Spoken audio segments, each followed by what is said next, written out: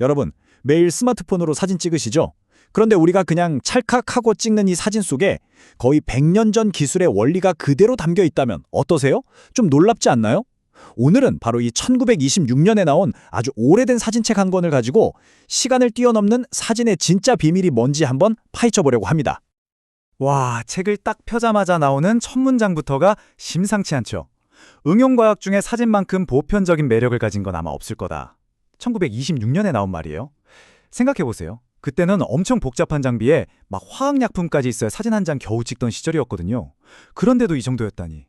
지금처럼 주머니에서 스마트폰 꺼내서 누구나 작가가 되는 세상에서는 두말할 필요도 없겠네요. 그래서 오늘 우리가 던져볼 질문이 바로 이거예요. 과연 이 100년 묵은 책 속의 낡은 기술에서 지금 우리가 즐기는 이 디지털 사진 생활을 더 재미있고 의미 있게 만들어줄 그런 힌트를 얻을 수 있을까요? 지금부터 저랑 같이 그 답을 한번 찾아가 보시죠. 자, 그럼 가장 기본으로 돌아가서 근본적인 질문부터 한번 던져볼게요. 도대체 사진이라는 게 뭘까요? 1926년 이 책은 사진수를 뭐라고 정의했을까요? 정의를 보면요, 진짜 간단하면서도 핵심을 딱 찌릅니다. 물리적, 화학적 방법으로 영구적인 이미지를 만드는 것. 여기서 키워드는 딱 두 개예요. 바로 물리 그리고 화학. 그러니까 빛이라는 물리 현상을 딱 붙잡아서 화학 약품으로 종이에 영원히 새겨넣는 기술. 이게 바로 사진이라는 거죠. 그럼 디지털은 다른 거 아니냐고요? 생각해보면 우리 스마트폰의 센서도 빛을 전기 신호로 바꾸는 물리적인 과정이거든요. 그러니까 본질은 정말 크게 다르지 않은 거네요. 저는 이 문장 보고 뭔가 마음이 좀 편안해지더라고요. 좋은 사진을 만드는 건 사실 지극히 단순하다. 요즘처럼 막 온갖 복잡한 기능의 설정값에 머리 아프잖아요. 그런데 이 책은 딱 잘라 말합니다. 단순하다고. 꼭 여러분 너무 겁먹지 마세요. 그냥 한번 해보세요 하고 등을 토닥여주는 것 같지 않나요? 자, 그럼 그 단순한 과정을 위해서 도대체 어떤 도구들이 필요했을까요?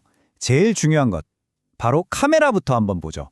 이 책에서는 카메라를 정말 멋지게 표현해요. 뭐라고 하냐면 그냥 빛이 새지 않는 상자래요. 맞아요. 그냥 어두운 상자. 모든 사진의 마법은 바로 이 단순하기 짝이 없는 상자에서부터 시작되는 겁니다. 렌즈가 어떻게 작동하는지 설명한 이 그림 좀 보세요. 진짜 기가 막히지 않아요? 왼쪽에 보면 프리즘이 빛을 한번 꺾잖아요. 렌즈는 그 프리즘을 2개 붙여놓은 거랑 똑같다는 거예요. 그래서 빛을 이렇게 휘게 만들어서 한 점으로 모으는 거죠. 그 결과 저기 오른쪽에 보이시죠? 필름 위에는 세상이 거꾸로 위아래가 뒤집힌 이미지로 맺히게 됩니다. 와, 이렇게 복잡한 광학 원리를 이렇게나 간단하게 설명하다니 대단하네요. 놀랍게도 1920년대에도 벌써 목적에 따라 렌즈를 골랐었더라고요. 이 표를 한번 같이 보실까요? 제일 싼 박스 카메라에 들어가는 기본 렌즈, 그러니까 메니스커스가 있고요. 그 다음엔 풍경 사진 찍을 때 건물이 휘어 보이지 않게 직선을 딱 잡아주는 래피드 렉틸리니어 렌즈도 있었어요. 그리고 대망의 최고급 렌즈 아나스티그마트는 어두운 곳에서도 사진 가장자리까지 아주 쨍하게 만들어졌다고 합니다. 결국 렌즈의 발전사라는 건 어떻게든 더 선명하게, 더 왜곡 없이 세상을 담아내려는 인간의 욕망 그 자체였던 거죠. 여기 스톱이라는 좀 낯선 단어가 나오죠? 이게 뭔고 하네. 바로 오늘날 우리가 조리개 또는 에퍼처라고 부르는 그거예요. 하는 일도 지금이랑 완전히 똑같았습니다. 여기 그림처럼 구멍을 활짝 열어서 배경을 확 날려버리거나 반대로 구멍을 아주 작게 조여서 사진 전체가 선명하게 나오게 하는 거죠. 물론 필름에 들어가는 빛의 양을 조절하는 게 제일 중요한 역할이었고요. 야, 100년이 지났는데 이 기본 원리는 정말 하나도 안 변했네요. 자, 그럼 이제 도구는 준비됐습니다. 빛이 새지 않는 상자, 즉 카메라도 있고 빛을 모아줄 렌즈도 있어요. 그럼 이걸 가지고 어떻게 사진이라는 그림을 그려냈을까요? 바로 여기서부터가 진짜입니다. 예술과 과학이 만나는 지점, 바로 노출의 세계로 들어가 보겠습니다. 1920년에 사진 한 장을 찍으려면 이 6단계를 거쳐야 했습니다. 한번 보세요. 필름 감고, 초점 맞추고, 조리개랑 셔터 속도 조절하고, 우리가 지금 스마트폰 꺼내서 화면 한번 톡 누르면 끝나는 이 모든 일이 당시에는 이렇게 하나하나 손으로 직접 해야 하는 아주 신중한 의식 같은 거였어요. 이 모든 정성과 시간이 사진 한 장에 고스란히 담겨 있었던 거죠. 근데 여기서 딱 궁금한 게 생기지 않으세요? 아니, 이렇게 설정할 게 많은데 도대체 필름에 빛을 얼마나 줘야 하는지 그 적정 노출을 어떻게 알았을까요? 요즘이야 카메라가 띠딕 하고 다 알아서 계산해주지만 그때는요? 이건 뭐 예나 지금이나 사실 찍는 사람이라면 누구나 고민하는 가장 큰 숙제였을 텐데요. 그 정답이 바로 여기에 있습니다. 이 노출 가이드 표. 진짜 놀랍지 않아요? 이게 바로 1926년식 자동 모드였던 셈입니다. 사진가들은 그냥 이 표 하나만 딱 보고 아, 지금은 눈 내린 풍경이니까 조리개를 F22로 둬야겠군. 아, 그늘에서 사람 찍으니까 F8이 좋겠어. 이렇게 바로바로 설정했던 거예요. 복잡한 계산기 없이 수많은 선배 사진가들의 경험이 집약된 이 간단한 표 하나가 완벽한 사진을 보장해줬던 거죠. 자, 이제 사진을 찍는 과정에서 어쩌면 가장 신비롭고 마법 같은 단계로 넘어가 보겠습니다. 빛이 남긴 흔적은 아직 우리 눈에 보이지 않거든요. 이 보이지 않는 이미지를 현실로 꺼내는 곳, 바로 암실의 마법 속으로 들어가 보시죠. 찰칵! 셔터를 누르고 난 직후에 필름을 꺼내보면요. 그냥 멀쩡해 보여요. 아무것도 안 찍힌 것 같죠? 하지만 그렇지 않습니다. 그 안에는 빛이 남긴 비밀스러운 흔적, 눈에 보이지 않는 이미지, 바로 잠상이 숨어 있습니다. 이 잠자고 있는 이미지를 깨워서 세상 밖으로 끌어내는 것, 그게 바로 현상이라는 과정의 핵심이에요. 현상은 한마디로 말하면 화학의 연금술 같은 겁니다. 정의는 좀 복잡해 보이지만 아주 간단해요. 현상액이라는 약품에 필름을 쓱 담그면 이 약품이 귀신같이 빛을 받은 부분만 찾아내서 그 부분을 까맣게 만들어요. 빛을 많이 받은 곳엔 더 새까맣게, 적게 받은 곳은 덜 까맣게요. 그렇게 서서히 우리가 아는 그 흑백 이미지가 모습을 드러내는 겁니다. 보이지 않던 걸 보이게 만드는 과학, 정말 멋지지 않나요?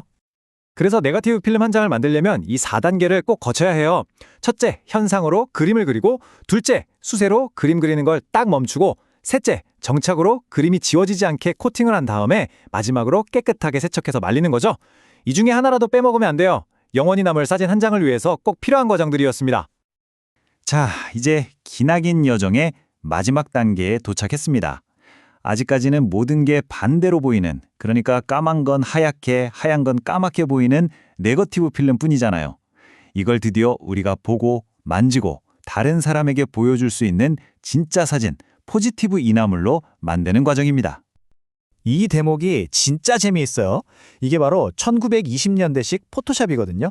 사진을 편집하는 방법이죠. 만약에 내가 찍은 네거티브 필름이 너무 쨍하고 대비가 강하다? 그러면 부드러운 1번 인화지에 인쇄하는 거예요. 반대로 사진이 좀 흐리몽덩하고 밋밋하다? 그러면 아주 강력한 4번 인화지를 쓰는 거죠. 이걸로 최종 결과물을 조절했던 거예요. 어때요? 지금 우리가 컴퓨터에서 대비 슬라이더를 쭉 올리고 내리는 거랑 원리가 똑같죠? 자, 이제 기술적인 이야기는 잠시 접어두고요. 이 책은 사진을 잘 찍는 법, 그러니까 예술적인 구도에 대해서도 이야기합니다. 근데 이 조언들이 정말 소름 돋게도 지금이랑 똑같아요. 필요 없는 건 빼라. 주제는 하나만 명확하게, 전체적으로 조화롭게, 그리고 주인공을 정가운데 두지 마라. 이거 지금 당장 사진 강의 가서 들어도 똑같이 나오는 얘기들이거든요.